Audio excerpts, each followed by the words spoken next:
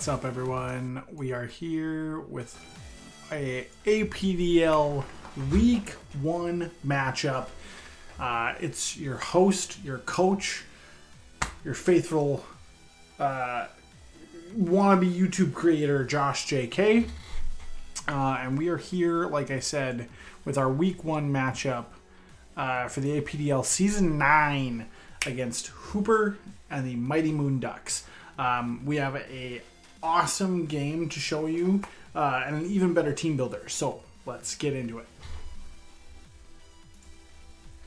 All right. So first on the team builder, we're going to kind of run things top to bottom here real quickly.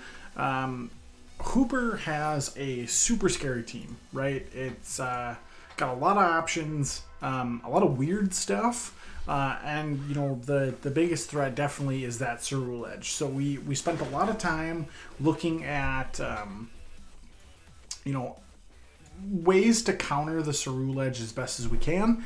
And then also taking care of things like the Palmot, the Sawsbuck, you know, Skunk Tank, Eelektross, Drampa, stuff like that. His full team is Palmot, Doxbun, Sawsbuck, Ceruledge, Skunk Tank, Octillery, Squawkabilly, Eelektross, Drampa, Slowbro. So lots of cool stuff for Hooper. It's a super good team. I think it's way underrated. And he's got some good stuff going on. So for us and kind of thinking about our game plan and how we wanted to go about building this team, it started with the big boy, Baxcalibur. I know I wanted to be able to jump in right away with Baxcalibur to be able to do some really cool stuff on the offensive side. There's not a lot on his team that gets checked or that checks, you know, the Baxcalibur other than the Doxbun. So I definitely want to be careful and mindful of that as we move into the game. But Baxcalibur is going to be max attack, max speed, or almost max speed, jolly nature. I only need 240 to be able to outspeed everything on his team, except for, let's see, Baxcalibur's 87.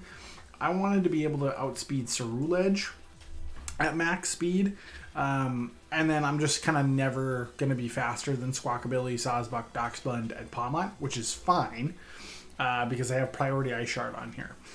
So we're faster than the Ceruledge, and Earthquake will destroy it. And that's kind of why the speed investment is at 240. Maxed out the attack just to do as much damage as possible. The leftover EVs went into HP. And we're running the thermal exchange ability. I doubt we're going to get it to proc, but it's just kind of the ability that you run on Baxcalibur. We're running Life Orb to just do even more damage, and then we've got Glaive Rush, Icicle Crash, Ice Shard, and Earthquake. So really good coverage, good stab, and once the Doxbun's gone, we can kind of just fire off Glaive Rushes pretty safely. Ice Shard, like I said, is there for priority, does a bunch of damage to Squawkabilly, to Drampa, to Sawsbuck. Icicle Crash is just a good move, and then Earthquake is kind of just safe to use just about on everything on his team. So that's the Baxcalibur for this week.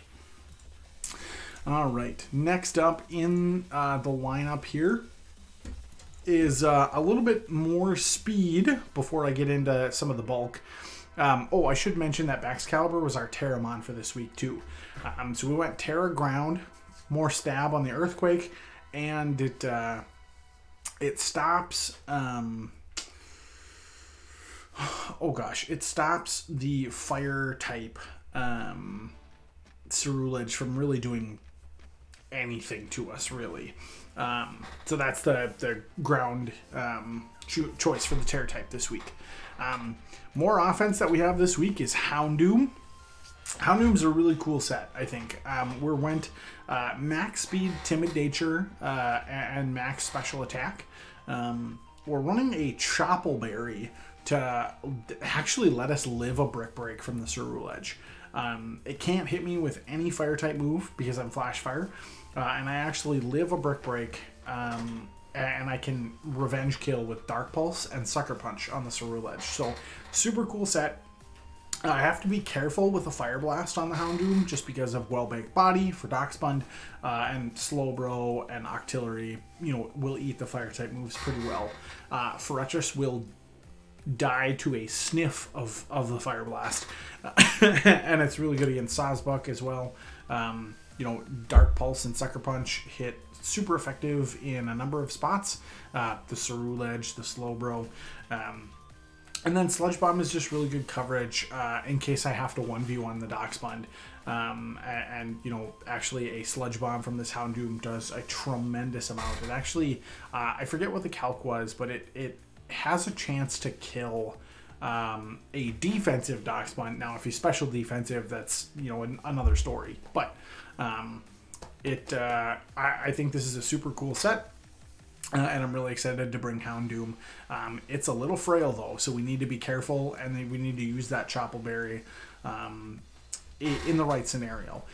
We also need to make sure that rocks don't get set up on us, because I take 25% from a stealth rock, and that limits the ability of Houndoom to take a hit and be able to dish out that back to the other Pokemon. So that's the Houndoom for this week.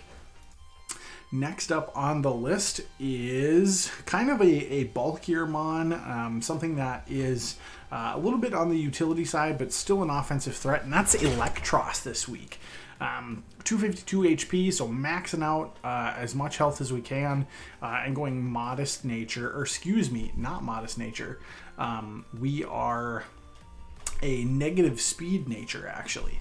I forget what that's actually called.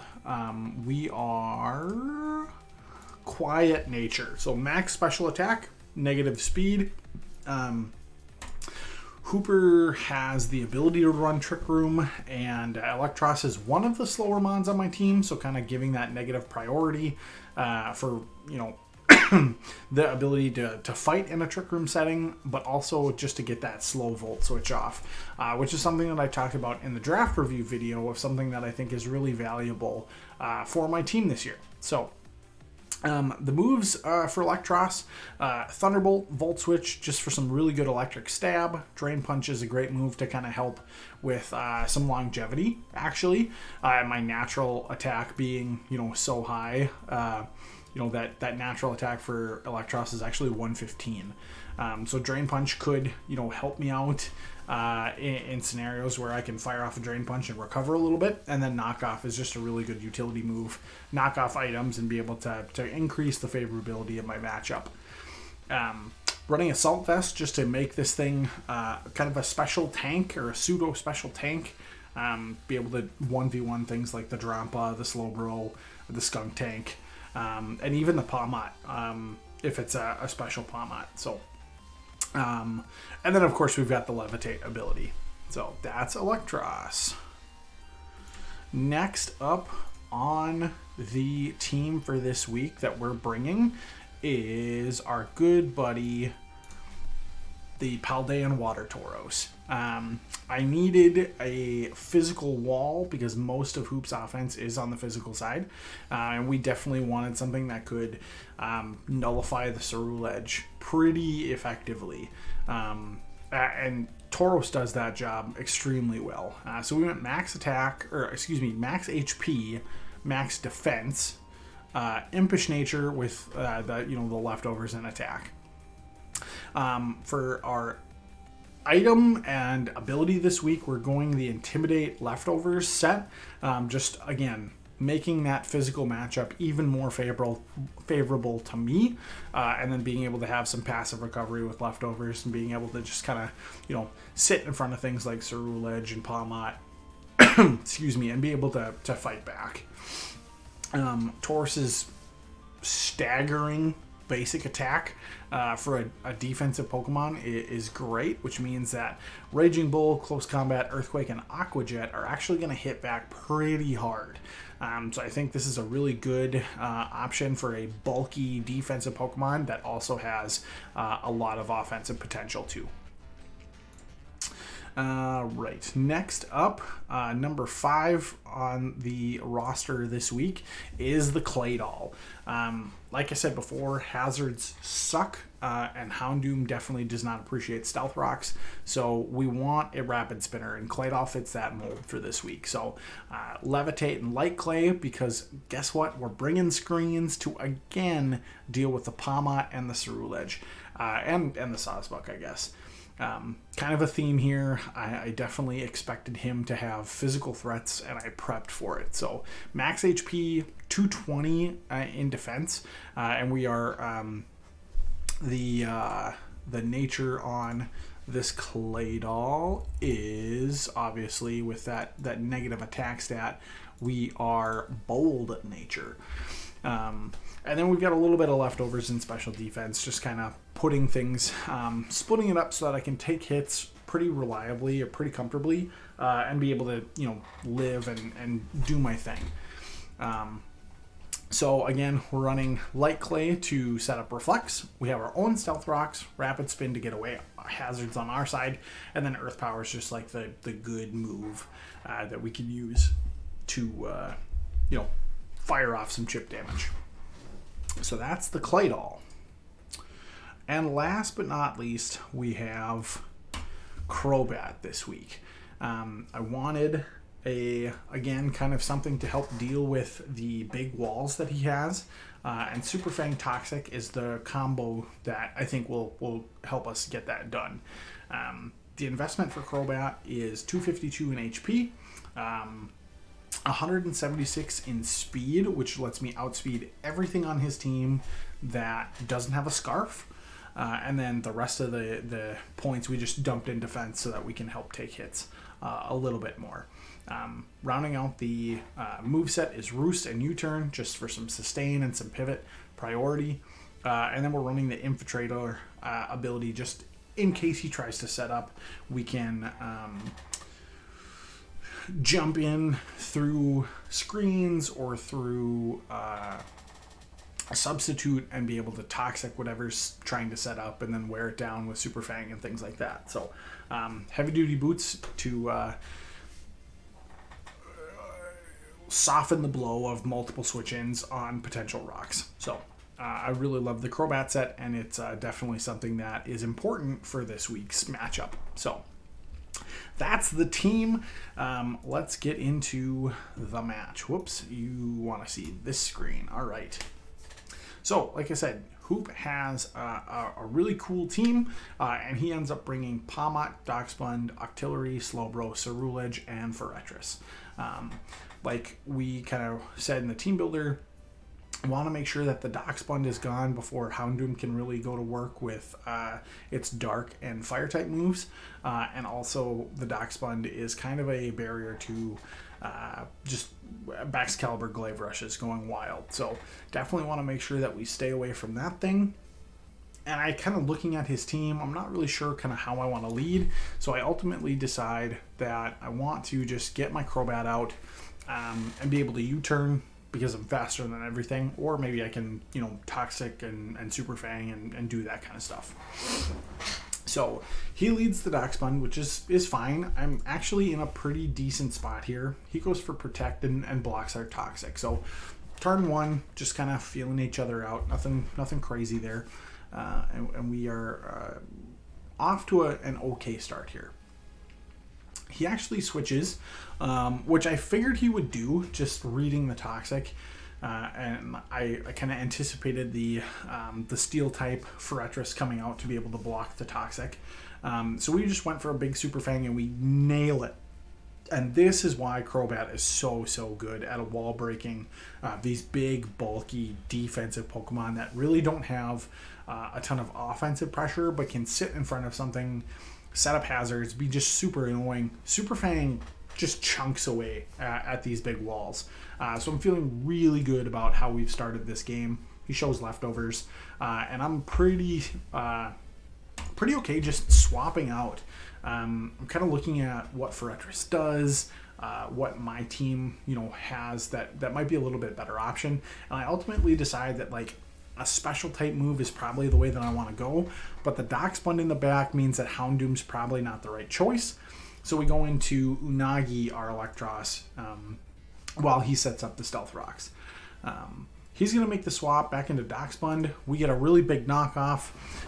Being able to knock off the leftovers on the Ferretris would have been cool, but we actually get the knockoff on his physical wall, or one of his other walls, the Darkspund, which is great. He goes for a big body press and gets a crit. Unfortunate, definitely stinks. As I think we actually do pretty well in this 1v1 if we're not playing from behind. So the crit's unfortunate, but that's Pokemon. It happens. We go for a big Thunderbolt and it does a ton of damage. So I'm feeling really good at this point in the game. We've made some good reads. We've played safely. We've done kind of our thing. And we haven't really been punished at all yet. So things are going well. He's going to go for another big body press. My Eelektross is going down, man. It's losing HP a lot faster than I would like. So I'm going to Volt Switch out, and we don't kill it. Definitely was a roll there. So little bit of good luck on Hooper's part. I don't know if the Darkspund was invested at all. Maybe I can check that actually for you guys. We pull up the Pokepastes. The Darkspund had no special defensive investment. And if I pull up the damage calc, because I have both of our teams loaded in, Eelektross should have done a Volt Switch does... Oh, wait, hold on. Volt Switch did... okay, so Volt Switch did 37% on the Darkspund. The roll was 35 to 42.7. So definitely a low roll on our part, which stinks. But, again, we're kind of just working with what we got. Unfortunate that we didn't pick up the kill there. That would have been huge, but we're still okay. Excuse me. I go into Claydol because now I think it's a really good time to just either rapid spin, fire off a reflect and get screens up. But I actually go for Earth Power here because I think that he's going to double switch. Just kind of wanting to preserve the Darkspund and maybe he goes into something that has a better matchup. But I really want to make sure that I kill the Darkspund, and I don't think the rapid spin gets it done. So while I want to rapid spin, I want to get these hazards away. It's not enough to kill the Darkspund, and he's still got a Ghost type Cerulege that blocks my spin anyway. So I go for the Earth Power just in case he actually makes the switch to Cerulege to get that Ghost versus normal matchup. And be able to get in for free. So I go for Earth Power, maybe trying to catch it, but he actually goes into Slowbro, which is a great choice. Our Earth Power does nothing, and this is not a matchup I want to be in. So I'm going to go out into Eelektross, and this is when Slowbro sets up Trick Room for the first time.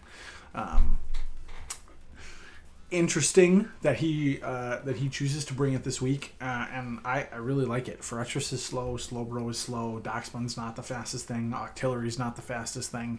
Cerulege and Pawmot definitely don't want to be in on Trick Room, but he's got his full 6 left, so this is pretty good for him. And then he will fire off a Scald. I'm so low that there's no way I'm going to live that. A Thunderbolt here would have been huge, but we aren't slow enough to outspeed the Slowbro in the Trick Room. And Unagi goes down, so the first casualty, 9 turns it. So pretty decent start to the game. We've knocked the Darkspund way down. The Ferretris is at half health. And I know that the Slowbro is a Trick Room set. So we've got a ton of information. We've chipped away, and the rest of my team is feeling pretty good. So, I want to get Drac back in, get the Crobat back in to Super Fang or Toxic here. And that's kind of my anticipation, is that he's going to make that same switch that he did before. So I go for the Super Fang. It would have been huge on the Slowbro, but it's big on the Ferretris as well. So that's pretty decent for us. Gyro Ball does a lot, and I kind of want to get out of here. We're really just trying to burn as many turns of Trick Room as possible without taking too much damage from the Ferretris, the Slowbro, the things that thrive in this Trick Room environment. So Claydol comes out, and I'm thinking, okay, now is the time to get our screen up to stop the damage coming in from the gyro balls and things like that. And we've got a reflect up for 7 turns. We're able to rapid spin away, hit the dock sponge out, and actually kill it now, which is awesome. And he does get a wish up. Now, Octillery is Hooper's Terra-what. Octillery has a pretty decent move pool. Stuff to where he can hit a lot of my team with super effective damage in one way or another. Some are better than others. And it's just kind of like, I'm not sure like what Terra type he's going to be, what his strategy with this thing is going to be. You don't see Octillery every day in Pokemon, so this is, I'm definitely on edge. And I think that in this scenario, I've got a Reflect Up. The Octillery's just kind of sitting there. I know I can kill it in one hit with a Glaive Rush, and actually with a Terra type ground Earthquake, I also can kill it. So I'm going to switch in. Again, don't really know what it's doing. And he goes for the Focus Energy strat. And now I'm very spooked. During the game, I was like thinking, okay, this is fine. I'm still faster. I can still kill it with a Glaive Rush. And I didn't anticipate Terra-type Fairy. So, hats off to Hooper. Great defensive Terra option. Means my Glaive Rush does nothing. And instead of just Terraing myself, terrestrializing myself, and clicking Earthquake to get the kill, I Glaive Rush into a Fairy type and it does nothing, and that Ice Beam crits and hits me for 72% damage. This is a great turn for Hoop. A great, like, super turn for Hoop. And this is a big faux pas on my part for not anticipating that that Fairy type, Terra type would be, something that he would do. As far as the calc is concerned, for that Earthquake that we actually did get a crit on, oh my gosh, the crit actually matters. Wait. Oh my gosh, the crit actually matters. That is interesting. I thought it was guaranteed kill, but I guess the max roll was 96 for that Earthquake. So the crit helps, and probably means that I live one more turn. So spooky. We get a little lucky here.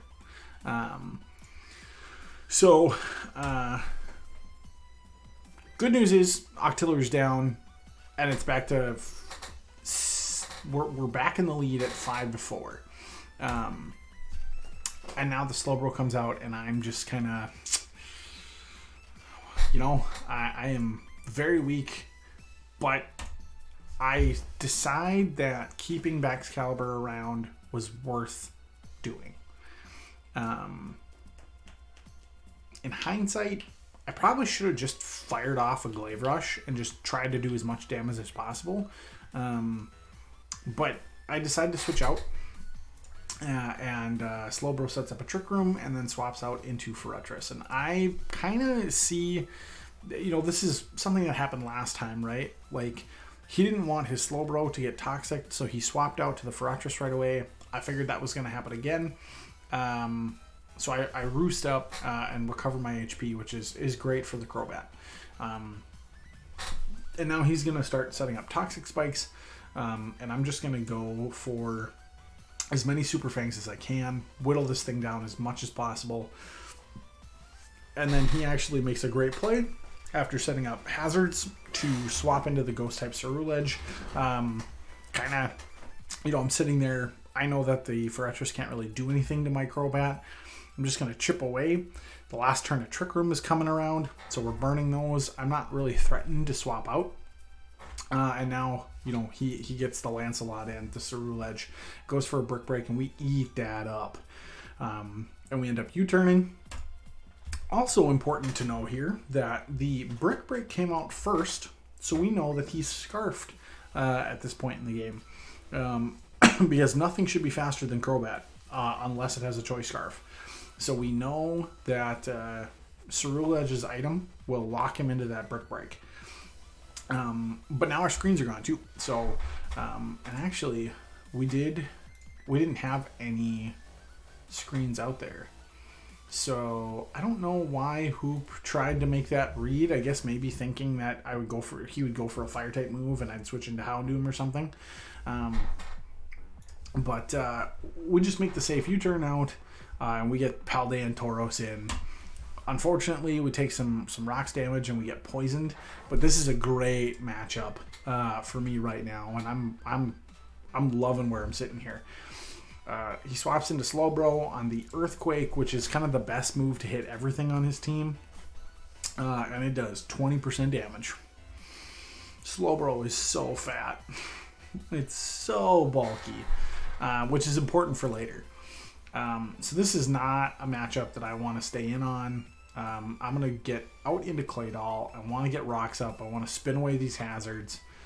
But again, I choose to go for Earth Power instead of Rapid Spin on the off chance he tries to double switch again.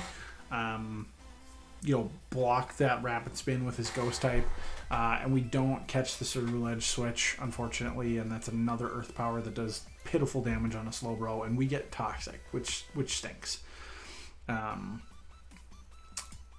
So now I choose to get my rocks up to help whittle down the Palmot and the Ceruledge enough to where I can kill with Houndoom or Tauros or Baxcalibur off, one of their big hit attacks.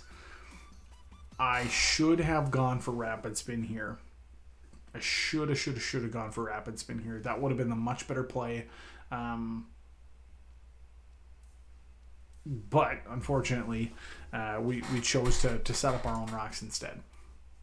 Scald comes out, does a ton of damage, and then the Future Sight attack that I really actually just forgot about comes through, and that is enough with a Toxic to take me down. So now I have lost my spinner, and I'm in a situation where I need to, we're tied up 4-4, but I'm kind of playing off the back foot a little bit, and my situation is a little bit worse than Hoop's, even though I'm able to pick up a nice little sequence here with the Forretress and you turning out and stuff like that. I come through, he lets the Forretress go down. Earthquake would have done so much damage to a Palmot or a Ceruledge, and at this point the Slowbro is at 88%. So still super healthy. And actually the Slowbro comes in. And again, this is a matchup that I need to swap out and go into Drac and be able to Super Fang and Toxic on the Slowbro. We do get a Toxic out, which is great. And now we're playing the we're playing the game of chicken of okay, he just used Future Sight. I'm gonna Roost. I'm at full health, which is great, but I can't take a Future Sight and a Scald back to back. That is not gonna happen. Not good for me. So I'm gonna kind of read this of like, okay, I'm gonna Super Fang, and now is the time where I'm going to eat this Scald and then U-turn. I chose to U-turn here because I know the Future Sight attack is coming, and I don't want to lose my Crobat. At this point in the game, I probably could have let Crobat go down. U-turn did 23%. He was at 32. So actually, U-turn did more damage overall. And now the Houndoom can come in. I get poisoned, I take rocks damage, but I eat the future sight attack, and because I'm dark type, it doesn't do any damage, which is great. And now the Slowbro dies to Toxic, which is awesome. Important plays here. This Pawmot is either offensive and will hit like a truck, or is more of a utility set with Nuzzle and stuff like that. Revival Blessing is almost for sure a move that he has, and he has not revived anything yet. So he's got a lot of things, a lot of scary things out there that I don't want to have to fight. And because I took 25% damage from the rocks, my berry is only good if he uses Mach Punch. Close combat, I die. And we die. There's not a lot that we can do. The berry I thought would have saved me. I ran the calc after the game. Not even close to saving me. It's not stab on Cerulege if he uses Brick Break to try and kill me. But our little electric boy here, or electric mouse, Goku Achu, gets that stab, gets close combat. There's no way Houndoom could ever do anything. Should have clicked Sucker Punch. I went for, I think, Dark Pulse here, just to try and do as much damage as possible. Should have went for the Sucker Punch and got some chip. But we do get the defenses to fall here. Baxcalibur.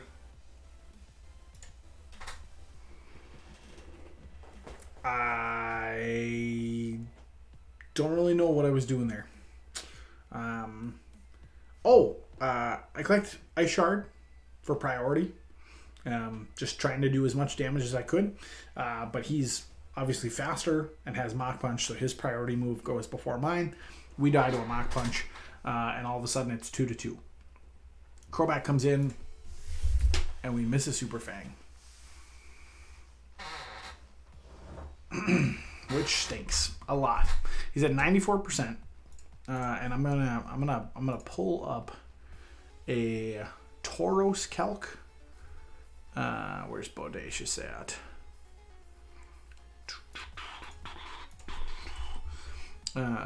This is Pawmot, Gogachu. Okay. At -1 defense, -1 special defense, and he's at 94 HP. Our Aqua Jet from a Tauros does 33 to 39%.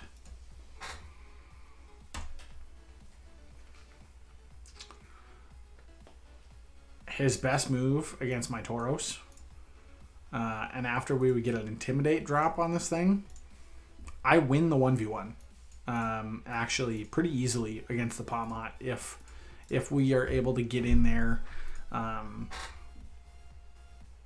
safely, thinking that the Super Fang, cutting it down to half, Tauros actually could still win, but that missed Super Fang limits future calcs quite a bit, actually.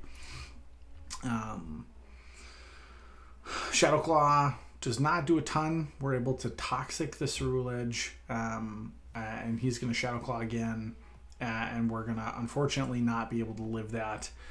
He's locked into Shadow Claw. Can't really do anything against the Tauros. We Aqua Jet. It doesn't do enough to kill. Unfortunately, we're taking enough chip damage now. And with the poison, we're at 32%. The Pawmot is able to close combat, and we end up losing. It's a tough way to start the season. And I'm sorry, kind of these last few turns, my thoughts are kind of all over the place with the calcs and stuff. Getting into the weeds. But the important thing is who played extremely well. Loved the team he brought. Still had a Revival Blessing in the back if he needed to use it. And the Tauros was just not healthy enough to be able to win a 1v1 or a 1v2, unfortunately. So GG's to Hooper. super solid game. It was super fun, really close, had a ton of fun playing, and I definitely learned a lot. I did not play perfect, and that is evident, especially in watching this kind of replay back. But I think we learned a lot, and it is gonna make us more hungry for our next matchup, which happens to be against Noah. So we get a fun week 2 matchup against the Arcadian Avalanche, to be able to hopefully bounce back and get to 1-1.